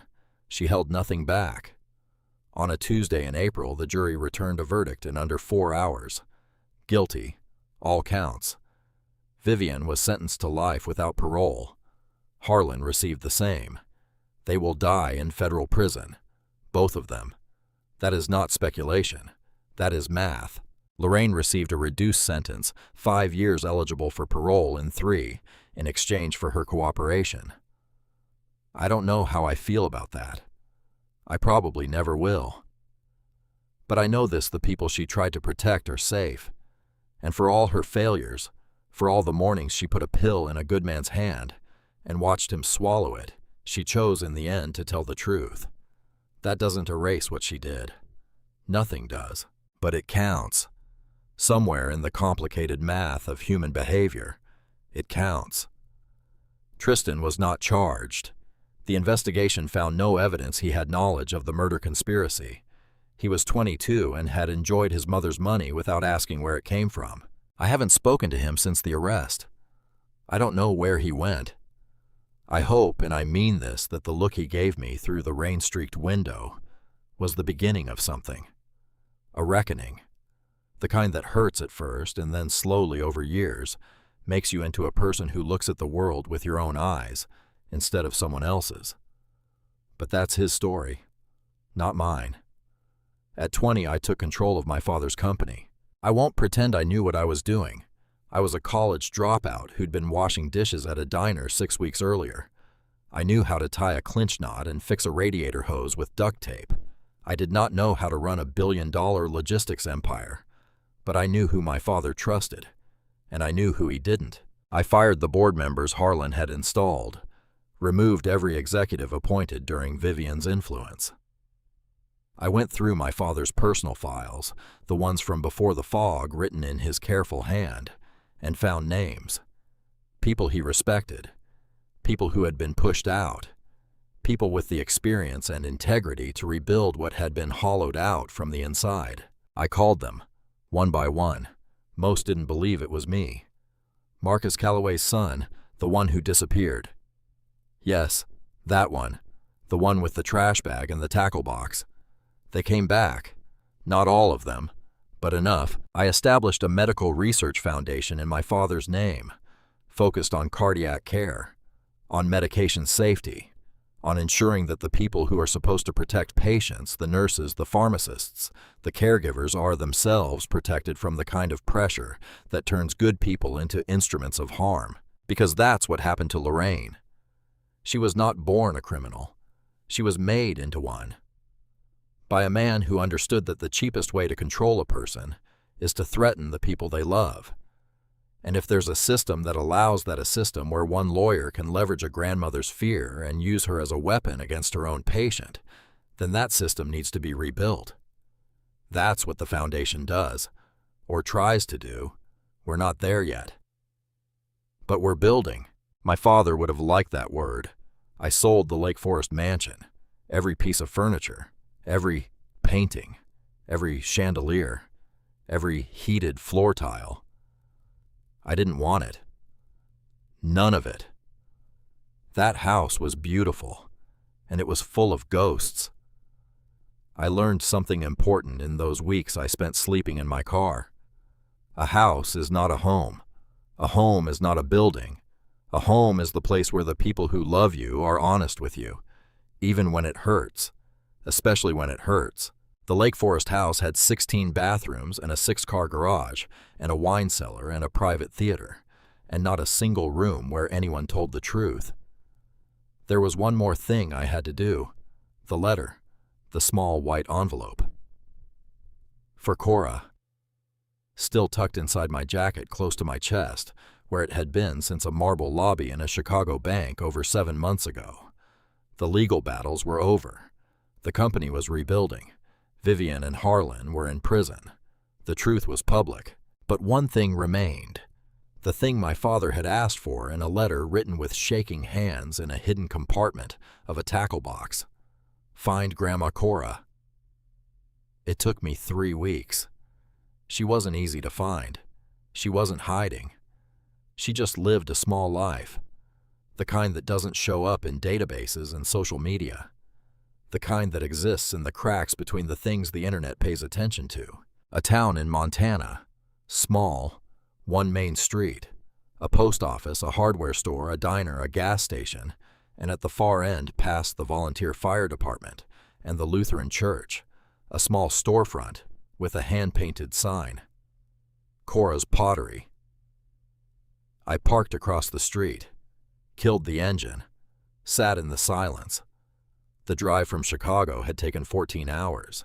I'd stopped once for gas and once for coffee and driven the rest in a state of focused terror that I mistook for calm. Because here's the thing about finding someone you've been looking for. The search is one kind of courage, but the arrival is another kind entirely. The search lets you focus on the doing, the driving, the miles. But the arrival requires you to stop and sit and face the thing you've been moving toward. And I was afraid, not of Cora, not of what she would say. I was afraid of what I would feel, that seeing her face would break something inside me that I had been holding together with determination and willpower for the better part of a year. But I didn't drive 14 hours to sit in a parking lot. I got out, crossed the street. The autumn air in Montana was different from Illinois. Thinner, drier, smelling like sage and cold stone and distance. I pushed open the door. A small bell chimed overhead. The shop was tiny. Shelves lined with pottery. Bowls and mugs and vases in earth tones, blues and greens and deep terracotta reds. A small table with a sign that said, "Handmade by Cora, every piece one of a kind." And behind the table, at a potter's wheel, a woman, 78 years old, silver hair tied back with a simple cloth band, wire-rimmed glasses, hands covered in wet clay. She was shaping a bowl on the wheel, her fingers working the spinning clay with the kind of unconscious precision that only comes from decades of practice, the same way my father's hands worked a fishing line, the same certainty, the same patience. She looked up when the bell chimed, squinted at me through her glasses, smiled politely. "Can I help you?" She didn't recognize me. Of course she didn't. The last time she saw me, I was 6 years old, a small boy holding her hand on a path to a lake. 13 years and a lifetime ago. I stood in the doorway, my mouth dry, my heart doing something complicated in my chest, something slow and deep, like a door opening in a room that had been locked for a very long time. I didn't know what to say. I had rehearsed it in the car. A dozen versions, 100. None of them felt right. So I did the only thing I could think of. I reached into the bag I was carrying, and I pulled out my father's green metal tackle box, rusted latches, the dent on the left side, the smell of lake water and old metal that still clung to it after all these months. I set it on the counter. Cora's hands stopped moving. The wheel slowed. The wet clay sat there half-formed, a bowl that would never be finished, at least not today. She stared at the tackle box, her face completely still, her eyes moving over the green metal, the rusty clasps, the dent. The shop was quiet, just the soft drip of the wheel, the hum of a light above us, and the sound of a 78-year-old woman recognizing something she hadn't seen in over a decade. She didn't speak for a long time. her clay-covered hands hovering above the counter, not touching the box, not touching anything. Then, one word. Marcus. Just that. His name, said the way only a mother says her child's name, not as a question, as a fact, an unbreakable, permanent fact. Marcus. I am his mother. He is my son, and no amount of silence or distance or pride or death will change that. I'm Ethan, I said, and my voice came out smaller than I wanted it to, younger, like I was 6 again, standing in her kitchen, holding her hand. I'm his son. She looked at me. Her eyes, brown deep, the color of turned earth, moved across my face, reading it, the way you read a letter you've been waiting for. I know who you are, she said, quiet, steady, her voice shaking at the edges but holding in the center. You have his eyes. That's when I broke. Not dramatically, not loudly. I just stood there, in a pottery shop in Montana, with clay dust in the air and autumn light coming through the window, and I cried, quietly, steadily, the way rain falls when there's no wind, just straight down, not because I was sad, not because I was happy, because I was both, because I was standing in front of the woman my father loved and lost and regretted losing every day of his life, and she was alive, and she was here, and she knew my eyes. Cora stood up, slowly, wiped her hands on her apron, came around the table, and she did something I will remember for every day I have left on this earth. She put her hands on my face. Both hands, clay still damp in the creases of her palms. She held my face and she looked at me, and she didn't say a word. She just looked, the way my father said she used to look at him when he was upset, not talking, not advising, just seeing, and it was enough. I gave her the letter. We sat in the back of the shop, at a small wooden table with 2 mismatched chairs. She made tea, a kettle on a hot plate, 2 ceramic mugs she'd made herself, one blue, one green. She held the white envelope in her clay-stained hands, turned it over, read her name on the front, in her son's handwriting. When did he write this? She asked. Before he died. He hid it, with the other things he left for me. She nodded, like this didn't surprise her, like she had always known her son would find a way to speak to her again, even if it took him dying to do it. She opened the envelope, unfolded the single page inside. I didn't read it. I looked away, out the window, at the Montana street, the hardware store, the church steeple, the mountains in the distance already capped with early snow. I heard her breathing change, a small sound, a catch, then silence, then a long, slow exhale, the kind that carries years of waiting out with it.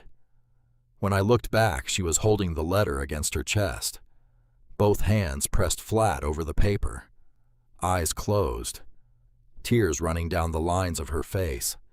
She didn't make a sound.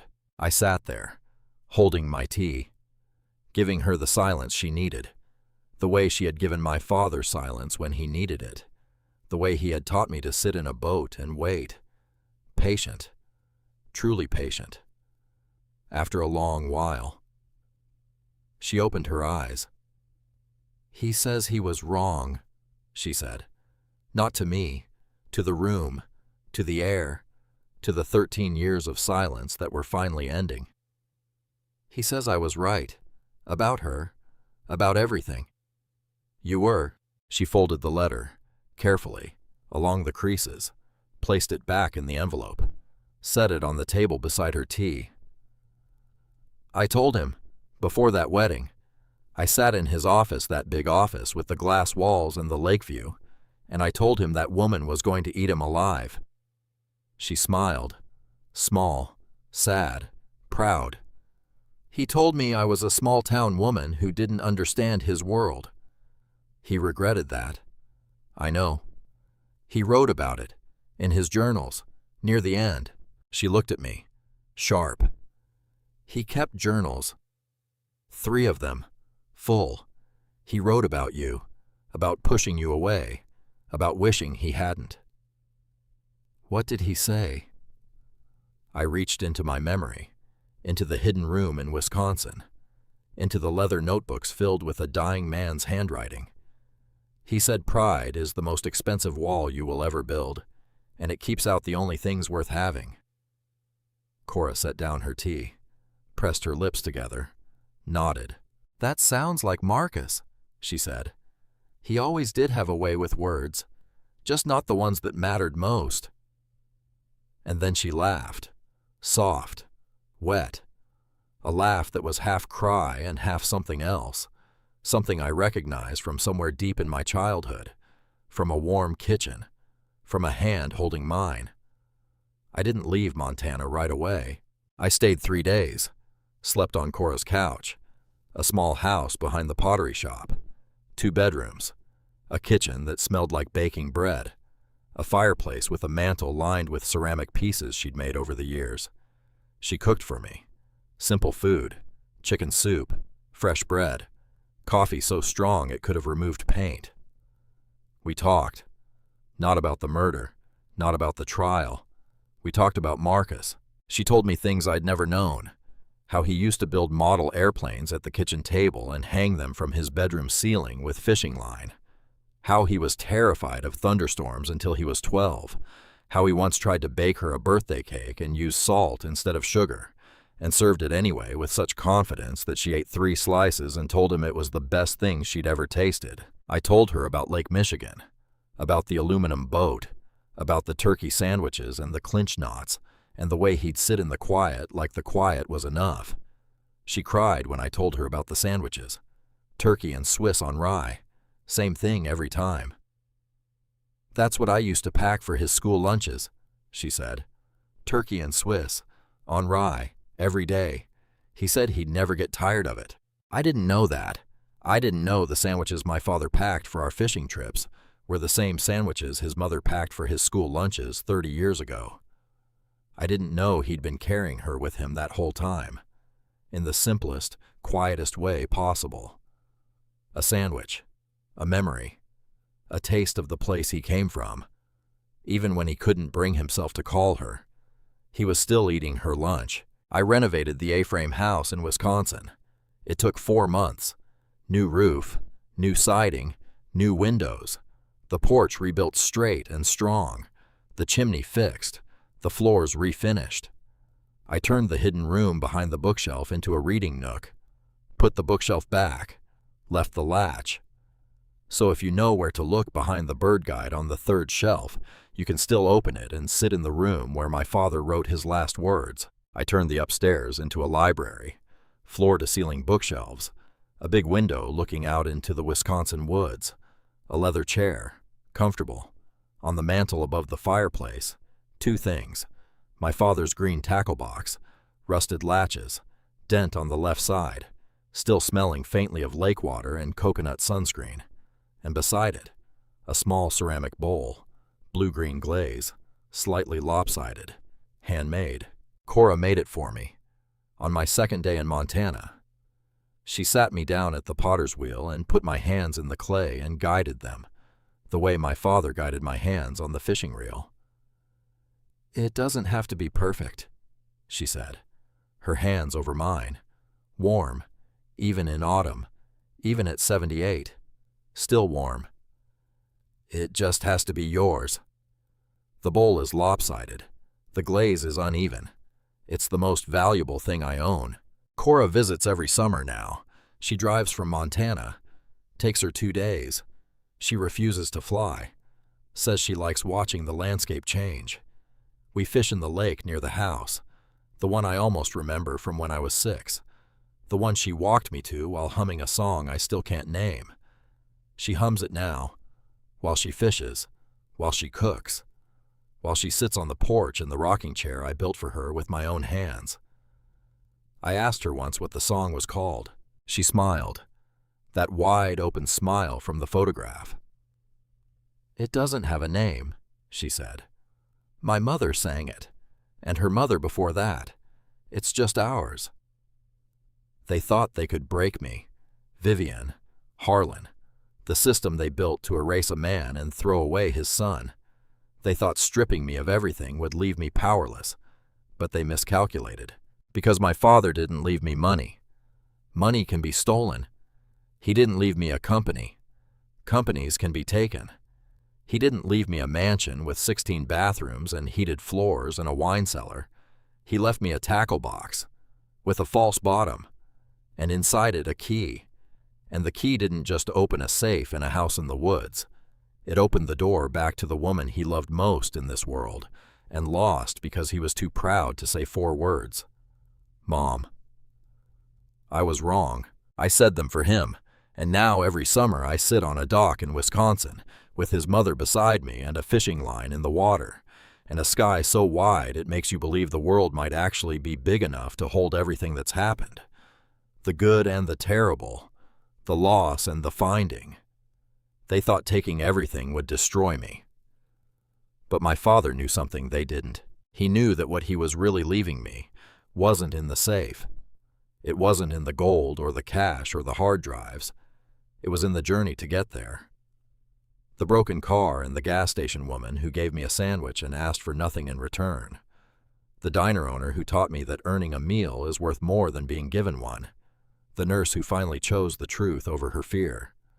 The grandmother who waited 13 years for a phone call that never came and answered the door anyway when her grandson showed up instead. That's the inheritance. Not the money. The people. The moments. The second chances. And the stubborn, unbreakable fact that love doesn't expire. Not when you ignore it. Not when you run from it. Not when you lock it in a safety deposit box or hide it behind a bookshelf or bury it in a letter you're too proud to mail. It just waits. Patient. Steady. The way my father taught me to wait on a lake. The way his mother taught him.